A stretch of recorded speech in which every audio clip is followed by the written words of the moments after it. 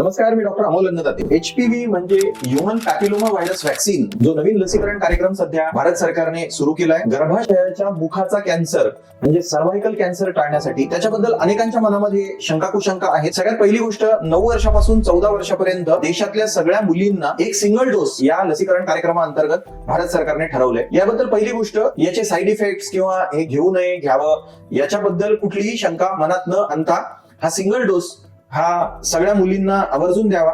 फक्त एक काही ऍडिशनल गोष्टी त्याच्यामध्ये तुम्हाला मी सांगतो. खरं तर जे आदर्श शेड्यूल आहे या व्हॅक्सिनचं ते आहे 3 डोसचं. पण कुठल्याही मोफत जो राष्ट्रीय कार्यक्रम असतो त्याच्यामध्ये सगळे डोस मोफत देणं निधी अभावी किंवा अनेक गोष्टींच्या अडथळ्यांमुळे शक्य नसतं. माझा असा सल्ला राहील की पहिला डोस जो फ्री मिळतोय तुम्ही तो आवर्जून शासकीय दवाखान्यात घ्या.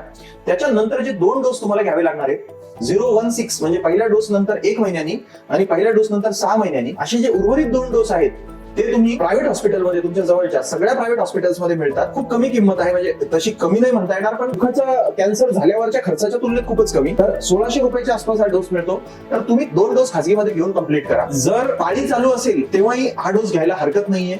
याला काहीही कॉन्ट्राइंडिकेशन नाहीये. थोडाफार सर्दी खोकला असं काही असेल तरी घेतली तरी चालेल.